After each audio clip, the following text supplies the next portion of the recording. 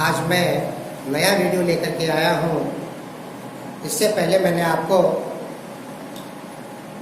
पाठ्यक्रम के बारे में, फिर व्याकरण में भाषा के रूप और भाषा के मौखिक और लिखित रूप में अंतर आपको बताया। आज उससे आगे का मैं आपको बताता हूँ भाषा की इकाइयाँ।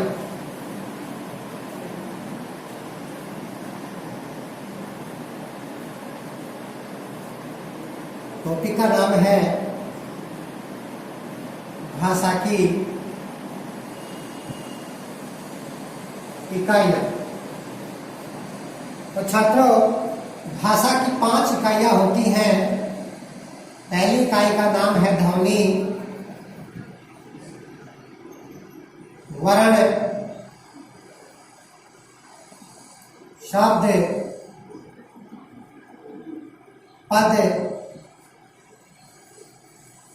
और वाक्य। तो भाषा की कितनी इकाइयाँ हो गई? 5। ध्वनि, वर्ण, शब्द, पद और वाक्य। अब इसमें प्रश्न ये पूछ लिया जाता है कि भाषा की कितनी इकाइयाँ होती हैं, नाम लिखो। या ध्वनि किसे कहते हैं, वर्ण किसे कहते हैं, शब्द, पद, वाक्य किसे कहते हैं। या फिर भाषा की सबसे छोटी इकाई कौन सी है, भाषा की सबसे बड़ी इकाई कौन सी है। तो छात्रों, भाषा की सबसे छोटी इकाई आपसे कोई पूछे तो क्या बताएंगे आप? वर्ण।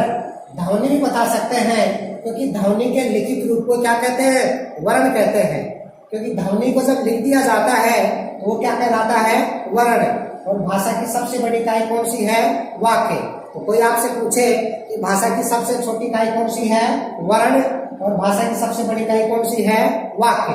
तो सबसे पहले हम ध्वनि के बारे में पढ़ेंगे कि ध्वनि किसे कहते हैं। तो छात्रों, ध्वनि का मतलब होता है आवाज। प्रत्येक मनुष्य के मुंह से निकलने वाली स्वतंत्र आवाज को ध्वनि कहते हैं। ऐसे लिखेंगे, मनुष्य के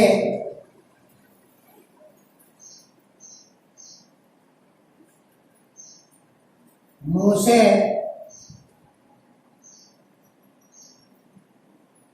निकलने वाली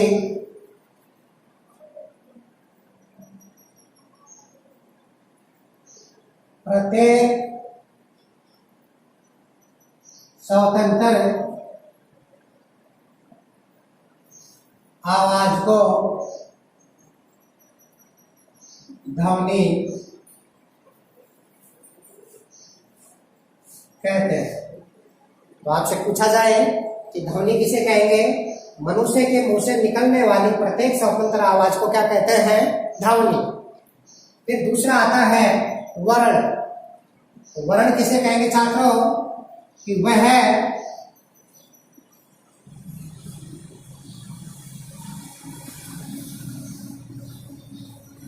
छोटी से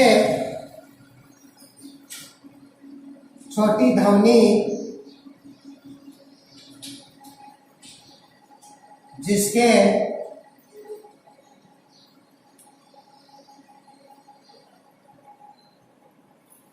टुकड़े नहीं किए जा सकते अथवा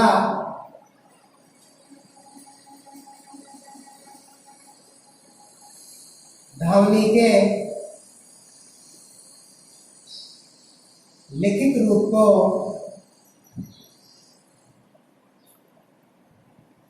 वर्ण कहते हैं। 2 प्रकार से हम इसकी परिभाषा बता सकते हैं कि वह छोटी से छोटी ध्वनि जिसके टुकड़े नहीं किए जा सकते या जिसको 2 भागों में नहीं बांटा जा सकता, उसको क्या कहेंगे? वर्ण। और दूसरी परिभाषा है कि ध्वनि के लिखित रूप को क्या कहते हैं? वर्ण। तो छात्रों, टुकड़ों का मतलब है कि जैसे क है, इसको हम 2 भागों में बांट सकते हैं, क और ए। इसको अपन 2 भागों में बांट सकते हैं, लेकिन इसको और इसको 2 भागों में नहीं बांटा जा सकता। इसलिए हम इनको क्या कहेंगे? वर्ण। क्योंकि इनके और टुकड़े नहीं किए जा सकते जबकि इसके और टुकड़े किए जा सकते हैं। तो समझ में आ गया होगा कि वह छोटी से छोटी ध्वनि इसके और टुकड़े नहीं किए जा सकते, उसे क्या कहेंगे? वर्ण। फिर छात्रों आता है वर्ण के प्रकार। वर्ण के प्रकार। वर्ण छात्रों दो प्रकार के होते हैं। पहला है स्वर और दूसरा है व्यंजन। यह आपने छोटी कक्षाओं में पढ़े होंगे कि वर्ण दो प्रकार के होते हैं, स्वर और दूसरा है व्यंजन। तो छात्रों स्वर की परिभाषा है कि वे वर्ण जिनका उच्चारण करते समय कम समय लगे या जिनका उच्चारण करने में हमें दूसरे स्वरों की या दूसरे वर्णों की सहायता नहीं लेनी पड़े, उन्हें क्या कहेंगे? स्वर। ये तीन प्रकार के होते हैं। पहला प्रकार है मूल स्वर, इनको ह्रस्व स्वर भी कहते हैं। दूसरा है दीर्घ स्वर और तीसरा छात्रों प्लुत स्वर चलता था, लेकिन अब लगभग वो लुप्त हो गया। तो विद्वानों ने एक तीसरा प्रकार और बनाया है, संयुक्त स्वर। अब हम देखेंगे कि तीनों की जो परिभाषाएं हैं वो बिल्कुल सीधी परिभाषाएं हैं कि मूल स्वर कि वे स्वर जिनका उच्चारण करने में हमें कम समय लगे या जिन स्वरों की उत्पत्ति किन्हीं दूसरे स्वरों से नहीं हुई है, उन्हें क्या कहेंगे? मूल स्वर। इनकी संख्या 4 है। ई, ऊ और री। ये 4 हैं। इनकी उत्पत्ति किन्हीं दूसरे स्वरों से नहीं हुई, ये अपने आप में मूल हैं, जैसे थे वैसे के वैसे हैं और इनका उच्चारण करते समय कम समय लगता है, इसलिए इनको मूल स्वर या ह्रस्व स्वर के नाम से भी जाना जाता है। दूसरा आता है छात्रों दीर्घ स्वर। वे स्वर जिनको बोलते समय मूल स्वरों से दुगना समय लगे, उनको दीर्घ स्वरों के नाम से जाना जाता है। इनकी संख्या 3 है। आ, ई और ऊ। इनका उच्चारण करते समय हमें मूल स्वरों से दुगना समय लगता है, इसलिए इनको दीर्घ स्वरों के नाम से जाना जाता है। तीसरा है संयुक्त स्वर। तो छात्रों जैसा कि नाम से स्पष्ट है कि दो स्वरों के मेल से बनने वाले स्वर को संयुक्त स्वर के नाम से जाना जाता है। तो छात्रों इनकी संख्या है 4। है प्लस ई के मेल से बना ए, है प्लस ऊ के मेल से बना है प्लस ऊ के मेल से बना ओ और है धन ओ के मेल से बना आओ। तो छात्रों ये जो 4 है आए, आए, आओ और आओ, इनको संयुक्त स्वरों के नाम से जाना गया है, क्योंकि ये जो 4 स्वर हैं वो किन्हीं 2 स्वरों के मेल से बने हैं। जैसे आई का निर्माण हुआ है और ई स्वर से, और आई का निर्माण हुआ है और ऐसे, और आओ का निर्माण हुआ है और ओसे, और आओ का निर्माण हुआ है और औ से, इसलिए इनको संयुक्त स्वरों के नाम से जाना जाता है। तो छात्रों अब आपसे कोई स्वर के बारे में प्रश्न पूछे कि स्वर किसे कहते हैं, तो क्या बताओगे? कि वे वर्ण जिनको बोलते समय या जिनका उच्चारण करते समय दूसरे वर्णों की सहायता नहीं लेनी पड़ती, उन्हें क्या कहते हैं? स्वर। और वे वर्ण जिनका उच्चारण करते समय हमें स्वरों की सहायता लेनी पड़ती है, उनको क्या कहेंगे? व्यंजन। फिर आपसे पूछे कि स्वर कितने प्रकार के होते हैं, तो आप क्या बताओगे? स्वर कितने प्रकार के होते हैं? 3 प्रकार के। मूल स्वर, इनकी संख्या कितनी है? 4। दूसरा है दीर्घ स्वर, इनकी संख्या कितनी है? 3। और तीसरा है संयुक्त स्वर, इनकी संख्या कितनी है? 4। और जैसा नाम है वैसे इनकी क्या है परिभाषाएं? मूल स्वर, जिनको बोलने में कम समय लगे उन्हें मूल स्वर कहेंगे। दीर्घ स्वर, जिनका उच्चारण करने में मूल स्वर उसे दुगना समय लगे उनको क्या कहेंगे? दीर्घ स्वर। और तीसरा है संयुक्त स्वर, कि वे स्वर जो 2 स्वरों के मेल से बने हैं उनको संयुक्त स्वर कहते हैं। इनकी संख्या कितनी है? 4। वो इन स्वरों के मेल से बने। फिर छात्रों, वर्ण का जो दूसरा भेद आता है वो आता है व्यंजन।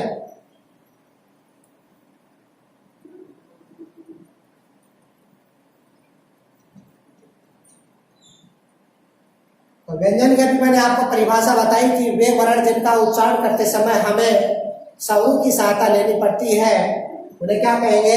व्यंजन। ये मुख्यतः 4 प्रकार के होते हैं उच्चारण के आधार पर। पहला है स्पर्श व्यंजन, दूसरा है अंतस्थ व्यंजन, तीसरा है ऊष्म व्यंजन और चौथा है संयुक्त व्यंजन। और छात्रों एक और भी माना जाता है त्रिगुण व्यंजन। ये उच्चारण के आधार पर है। तो सबसे पहले हम स्पर्श व्यंजन के बारे में देखेंगे कि स्पर्श व्यंजन किसे कहते हैं। कि वे व्यंजन जिनका उच्चारण करते समय हमारी जीभ मुख के विभिन्न अंगों को स्पर्श करे उन्हें स्पर्श व्यंजन कहते हैं। तो छात्रों, हमारे मुख के आसपास मुख्यतः 5 अंग माने गए हैं। पहला अंग माना गया है कंठे, फिर कंठे से आगे की जो जगह है इसको माना गया है मूर्धा, फिर उसके आगे ये ऊपर तालु और फिर दांत और फिर होंठ। इन 5 वर्णों या 5 अंगों को जीभ स्पर्श करे या इन 5 अंगों में किसी भी एक अंग के ऊपर विशेष प्रकार का प्रभाव पड़े, ऐसे व्यंजनों को स्पर्श व्यंजन कहते हैं। तो स्पर्श व्यंजन किसे कहेंगे? कि वे व्यंजन जिनका उच्चारण करते समय हमारी जीभ मुख के विभिन्न मतलब उन 5 अंगों को स्पर्श करे या उन 5 अंगों के ऊपर विशेष रूप से प्रभाव पड़े उन्हें स्पर्श व्यंजन कहते हैं। इनकी छात्रों संख्या होती है 5, क्योंकि मुख के 5 भाग होते हैं। तो 5 भागों के आधार पर स्पर्श व्यंजन किस प्रकार के कितने हो गए? 5। पहला है कंठ, दूसरा है तालव्य, तीसरा है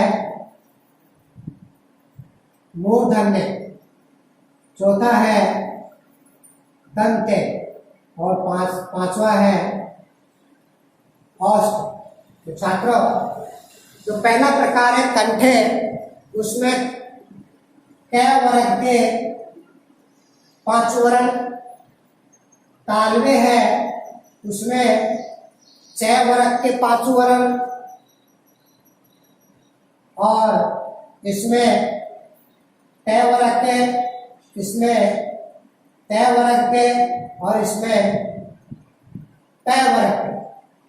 प्रत्येक वर्ग में 5-5 वर्ण हैं। वो जैसे कि क वर्ग के जो 5 व्यंजन है वो कंठे के नाम से, च वर्ग के तालव्य के नाम से, ट वर्ग के मूर्धन्य के नाम से और त वर्ग के दंते के नाम से और प वर्ग के औष्ठ के नाम से। कि जैसे क वर्ग के व्यंजनों का उच्चारण करेंगे तो हमारे कंठ के ऊपर विशेष प्रकार का प्रभाव पड़ेगा, जैसे क, ख, ग, घ। तो कंठ के ऊपर विशेष प्रकार का प्रभाव पड़ने के कारण इनको कंठे के नाम से। और च वर्ग के वर्णों का उच्चारण करेंगे तो छात्रों, हमारी जीभ है वो तालु को स्पर्श करेगी, इसलिए इनको तालव्य के नाम से जाना जाता है।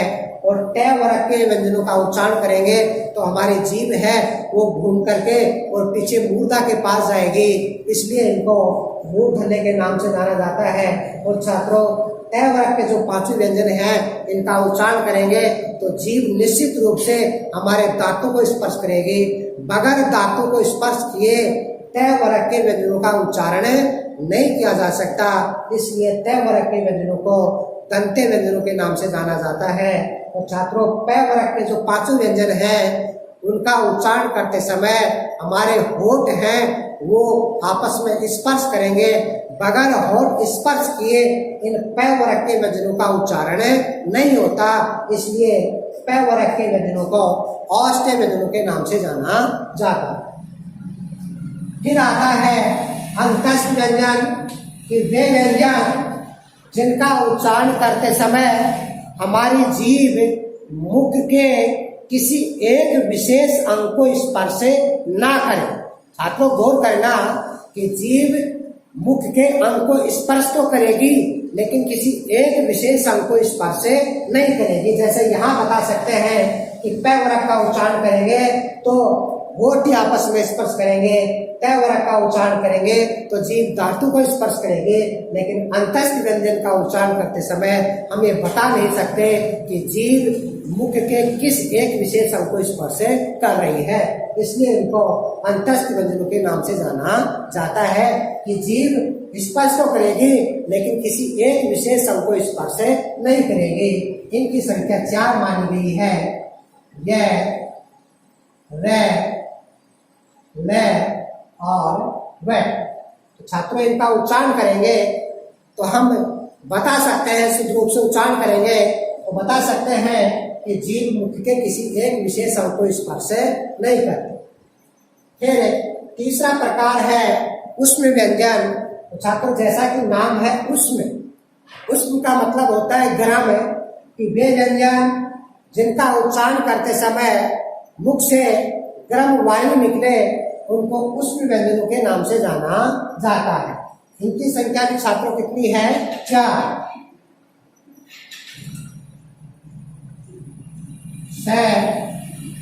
से है। इन व्यंजनों का उच्चारण करेंगे तो छात्रों मुख से गर्म मात्रा में या गर्म वायु निकलेगी, इसलिए इनको उष्ण व्यंजनों के नाम से जाना जाता है। फिर चौथा है संयुक्त व्यंजन। इनकी संख्या छात्रों मुख्यतः 3 है। श, दूसरा है त्रे और तीसरा है य। तो छात्रों जो क्ष है ये क और स के मेल से बना है, ये त और र के मेल से बना है और ये ज और य के मेल से बना है। इसलिए 2 व्यंजनों के मेल से बनने वाले वर्ण को संयुक्त व्यंजनों के नाम से जाना जाता है। फिर छात्रों एक और चलता है द्विगुण व्यंजन। एक तो आता है ढ और दूसरा होता है ढ। ये छात्र हमारे वर्णमाला में नहीं होते लेकिन फिर भी अक्सर हम इनका प्रयोग वाक्य में देखते हैं। जैसे पढ़ना, पेड़, इनमें इन व्यंजनों का प्रयोग किया जाता है। द्विगुण व्यंजन कि वे व्यंजन जिनका उच्चारण करते समय हमारी जीभ झटके के साथ लुढ़के, मतलब झटके के साथ उन वर्णों का उच्चारण करें, इसलिए इनको द्विगुण व्यंजनों के नाम से जाना जाता है। इसके अलावा छात्रों 2 व्यंजन और भी माने गए हैं संयुक्त व्यंजन। एक तो देखो ये ड और य के मेल से किसका निर्माण होता है? ढ का। और एक स और र के मेल से किसका निर्माण होता है? श्रेय का निर्माण होता है। इनको भी संयुक्त व्यंजनों के नाम से जाना जाता है। लेकिन अपनी वर्णमाला में ये 3 ही व्यंजन है, संयुक्त व्यंजन क्ष, त्र और गे। इस प्रकार से व्यंजन कितने प्रकार के हुए? 4 प्रकार के। स्पर्श व्यंजन ये कितने प्रकार के हैं? 4 प्रकार, 5 प्रकार के। फिर दूसरा है अंतस्थ व्यंजन, ये कितने हैं? 4 प्रकार के। फिर तीसरा है उष्म व्यंजन, ये कितने हैं? 4 प्रकार के। और फिर चौथा है संयुक्त व्यंजन, ये कितने हैं? 3 प्रकार के, क्ष, त्र और जय। और तो ओ माने गए द्विगुण व्यंजन क और श को गया त और ये को मिला करके वो है और स और रे को मिला करके श्रेय और दो द्विगुण व्यंजन हैं। एक तो ड मैंने बताया और दूसरा मैंने आपको बताया ढ।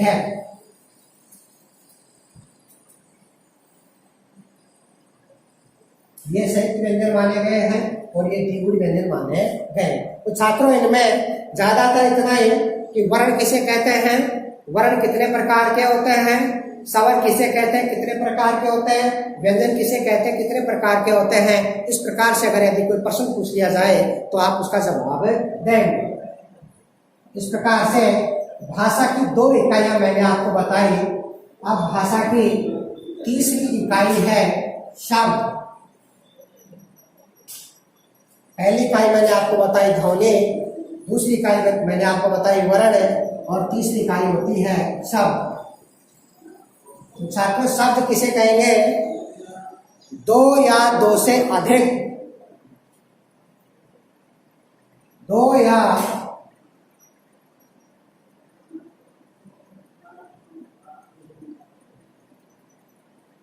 दो से अधिक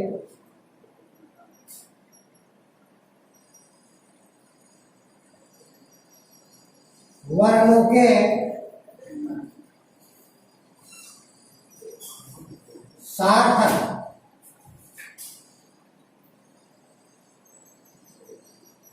मेल को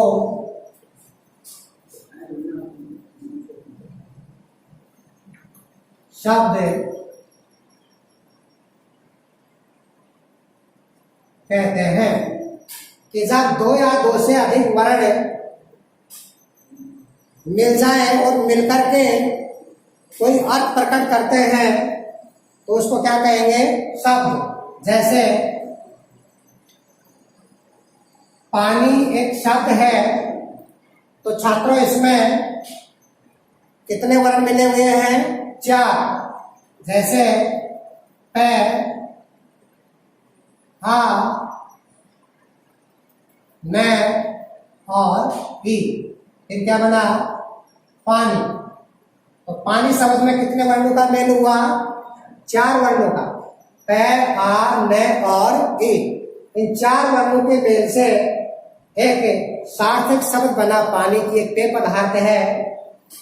कहा जा सकता है कि दो या दो से अधिक वर्णों के सार्थक मेल को क्या कहते हैं, शब्द कहते हैं। फिर छात्रों आकर शब्द के प्रकार। शब्द 4 प्रकार के होते हैं।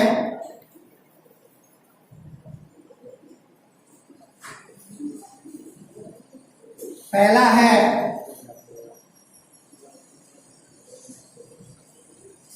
उत्पत्ति के आधार पर,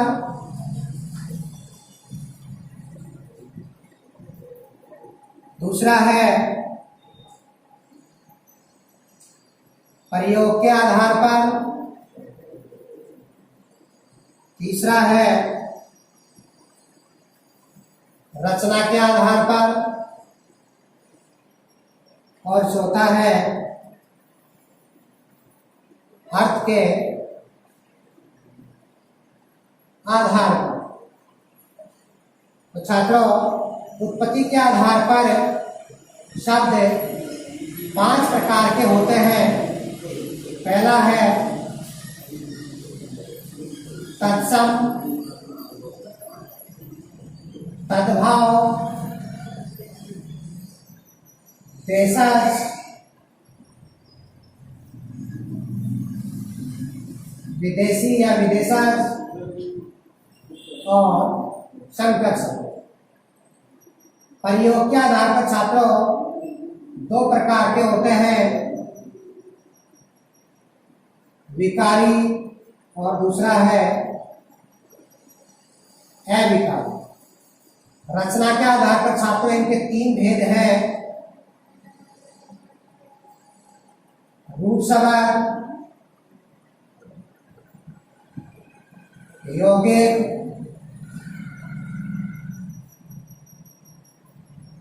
और योग रूप। और अर्थ के आधार पर छात्रों इनके 3 भेद माने गए हैं, वाचक शब्द, लक्षक शब्द और व्यंजक शब्द।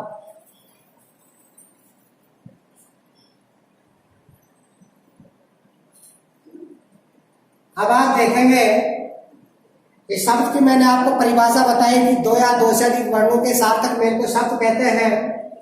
शब्द के प्रकार, शब्द कितने प्रकार के होते हैं?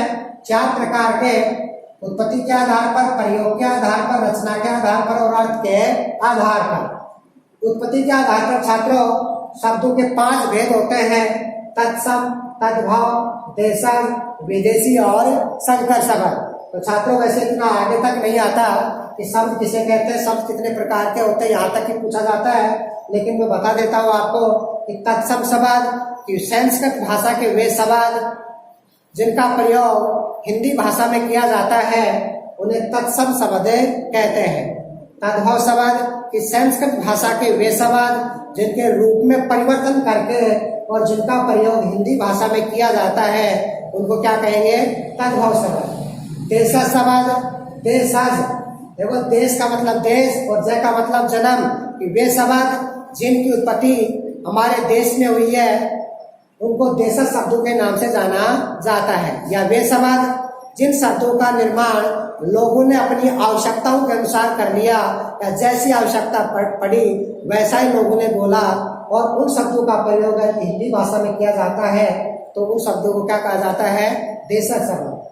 विदेशी शब्द, विदेशी भाषाओं के वे शब्द जिनका प्रयोग हिंदी भाषा में किया जाता है उनको विदेशी शब्दों के नाम से जाना जाता है।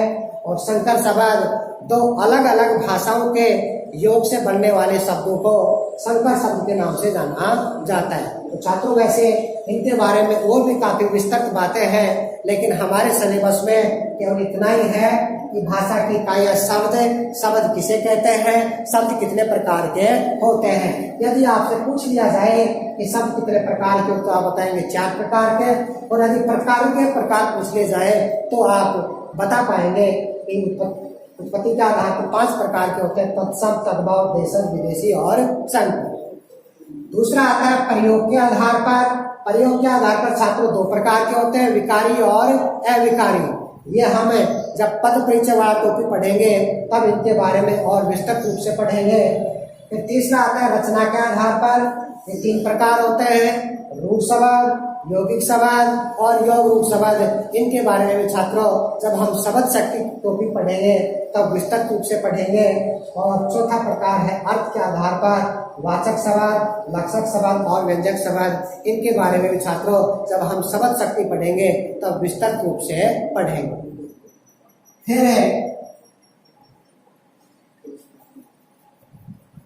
भाषा की चौथी इकाई आती है छात्रों पद। बात आती है पद किसे कहेंगे कि जब किसी शब्द में व्याकरण के नियमों का प्रयोग करके उन्हें वाक्य में प्रयुक्त कर दिया जाए तो छात्रों वे शब्द ही पद कहलाते हैं। पद 2 प्रकार के होते हैं, विकारी पद और अविकारी पद। तो इसके बारे में जब हम पद परिचय पढ़ेंगे तो वहां आपको और बताएंगे। फिर भाषा की 5वीं इकाई है वाक्य। 2 या 2 से अधिक शब्दों के एक निश्चित सार्थक क्रम को वाक्य कहते हैं। 2 या 2 से अधिक शब्दों के एक निश्चित सार्थक क्रम को वाक्य कहते हैं कि उन शब्दों का एक निश्चित सार्थक क्रम होना चाहिए कि जिस क्रम का कोई न कोई अर्थ निकले उसको छात्रों वाक्य कहते हैं। वाक्य 3 प्रकार के होते हैं। पहला है क्रिया के आधार पर, दूसरा रचना के आधार पर, और तीसरा छात्र होता है अर्थ के आधार पर। क्रिया के आधार पर वाक्य तीन प्रकार के होते हैं, कर्तृवाच्य, कर्मवाच्य और भाववाच्य। रचना के आधार पर छात्रों वाक्य तीन प्रकार के होते हैं, साधारण वाक्य या सरल वाक्य, मिश्रित वाक्य और संयुक्त वाक्य। और अर्थ के आधार पर छात्रों वाक्य 8 प्रकार के होते हैं, जैसे निषेधात्मक वाक्य, विधेयात्मक वाक्य, नकारात्मक वाक्य, प्रश्नार्थक वाक्य, आज्ञार्थक वाक्य, इच्छार्थक वाक्य, संदेहार्थक वाक्य। तो छात्रों इनके बारे में हम बाद में पढ़ेंगे। अब भाषा की इकाइयां जो टॉपिक है उसमें केवल 1 नंबर का प्रश्न पूछा जाएगा कि भाषा की कितनी इकाइयां होती है, 5। भाषा की सबसे बड़ी इकाई कौन सी है, सबसे छोटी इकाई कौन सी है, और उन इकाइयों की परिभाषाएं कि वर्ण किसे कहते हैं, ध्वनि किसे कहते हैं, शब्द किसे कहते हैं, वाक्य किसे कहते हैं और पद किसे कहते हैं। इस प्रकार से छात्रों मैंने आपको भाषा की इकाइयां जो टॉपिक है वो आपको बताया। अब आज के वीडियो में केवल इतना ही। अगले वीडियो में हम भाषा के अन्य रूप पढ़ेंगे, इसमें मूल भाषा है, उपभाषा है, विभाषा है। छात्रों आज के वीडियो में इतना ही। धन्यवाद। अगले वीडियो में हम नई उमंग, नए जोश और नए उत्साह के साथ फिर आपके सामने आएंगे। धन्यवाद।